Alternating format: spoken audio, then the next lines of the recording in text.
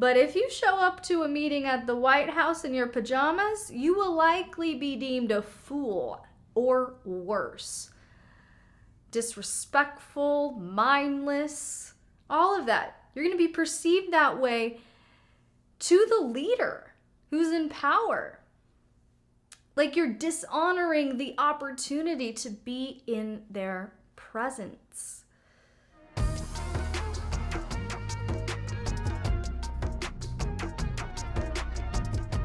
If you missed part 1 last week, I encourage you to follow the link in this video's description so you can catch that content, because we laid a crucial foundation for our content today, including the role emotion should play in domination, what healthy self-advocacy looks like as a dominant, how to stand your ground when your submissive feigns resistance as part of play, and the importance of creating the fence line for your dynamic and play.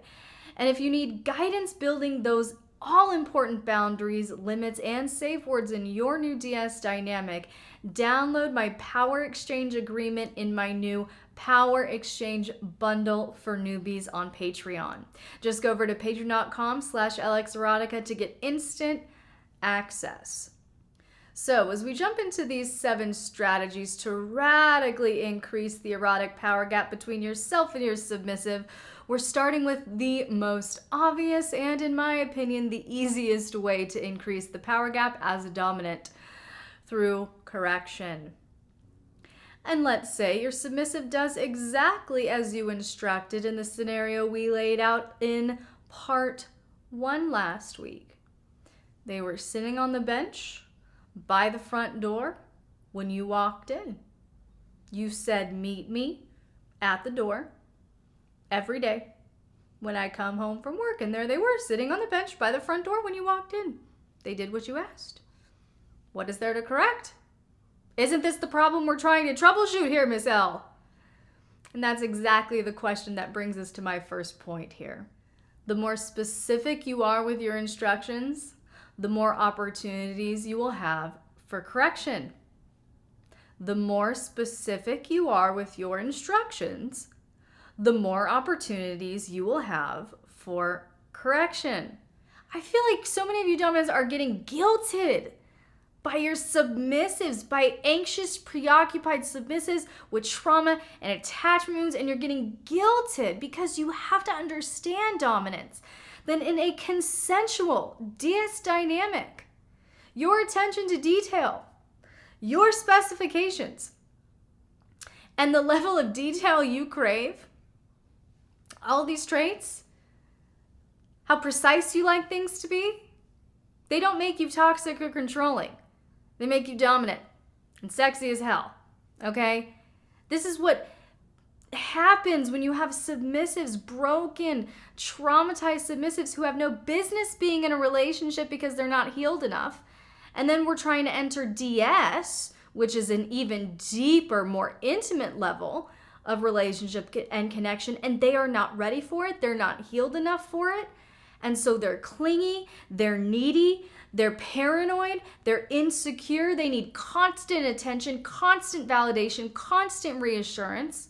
And I know many of you have gotten this pushback because many of you are my clients, have been my clients who've expressed that you have been shamed. It's like they ask for your dominance, they ask for your leadership, they ask for a wider power gap.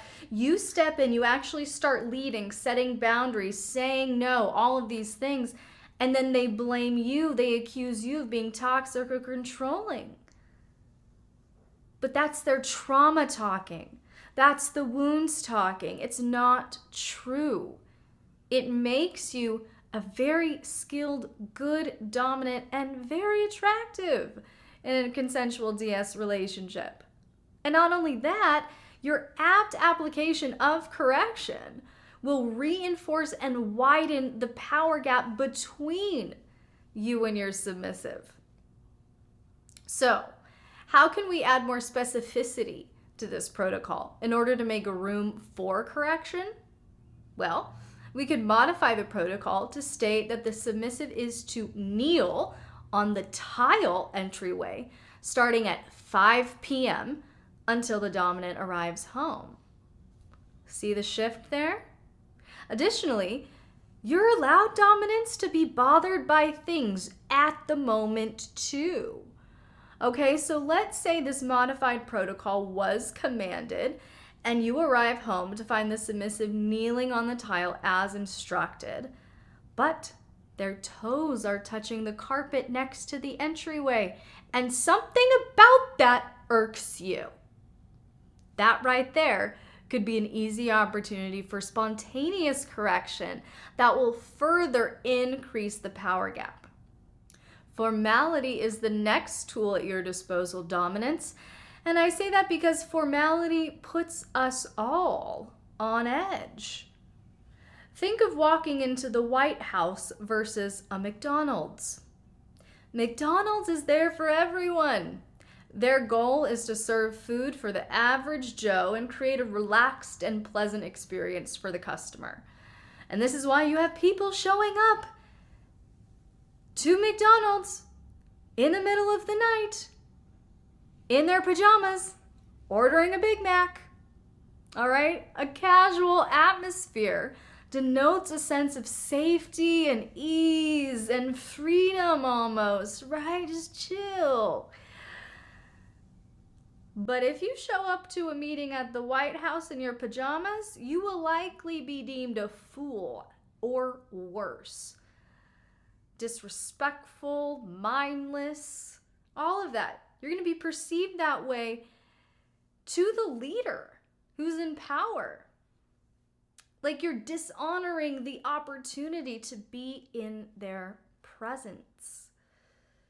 In the same way, formality can benefit you, dominance, by increasing the power gap you desire.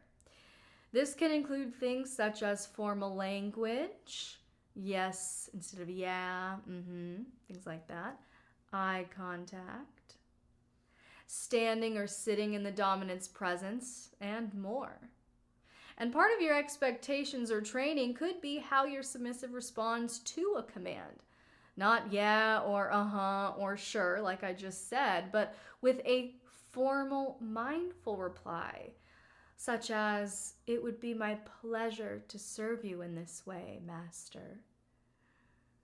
And when it comes to our example scenario, you could add formality to the protocol by adding something like, the submissive is to kneel on the tile entryway, starting at 5 p.m., keeping their chin up and eyes down until the dominant acknowledges them by name. Our next tool is detail. Detail differs from formality in the sense that detail doesn't require formality, but formality always relies upon the details. So I want you to think of exact instructions and how to add more detail to your rules, rituals, and protocols. And in our example scenario, we can definitely add more details. For instance, we could state, the submissive is to kneel on the tile entryway with their knees apart and palms up, starting at 5 p.m., keeping their chin up and eyes down until the dominant acknowledges them by name. Now, an important note here is that this level of detail and precision, as we'll discuss in the next point, not only intensifies the power gap, but also increases the level of mental real estate you own in your submissive. If they're occupied with maintaining such a high level of detail and precision in their rules, rituals, and protocols, their mind will be set on you, as they won't have the opportunity for their mind to wander to thoughts of their own. They're too preoccupied with all of the details in what you've commanded. This is how you own them without even being physically present with them. And this brings us to precision. If detail is about adding more elements to your rules, rituals, and protocols, precision is about the nuance in which those details are executed. This is the space to lean into tone, micro expressions, and even kinesiology to increase your power gap. So using our example scenario, we have room to add precision in even how the submissive kneels in their detailed position. Let's say the submissive is kneeling in the correct place and in the correct position, but you still want to increase the power gap. Precision evaluates the details. So a modified protocol could sound something like, the submissive is to kneel on the tile with their knees 12 inches apart and palms up, starting at 5 p.m., keeping their chin up, eyes down, and shoulders flat until the dominant acknowledges them by name. We didn't add more elements to the protocol. We simply added more precision to the detailed elements already there. This then allows you, as the dominant, even more opportunities for play and correction. If, let's say, one day you decide to get out a ruler and measure the space between your submissive's knees and dole out an apt punishment to really spark some fun. So I hope these strategies helped open your eyes to the many ways you can easily widen that power gap in your DS dynamic with just a little bit of mindfulness. Be sure you're subscribed and have those notifications turned on so you won't miss the next set of tools we're covering next week. But if you want to start using all 7 of these strategies in your dynamic today, you don't have to wait. Just go over to patreon.com/LXerotica to get instant access to my new Dominant Fire bundle and download my 7-step power exchange guide for dominance now.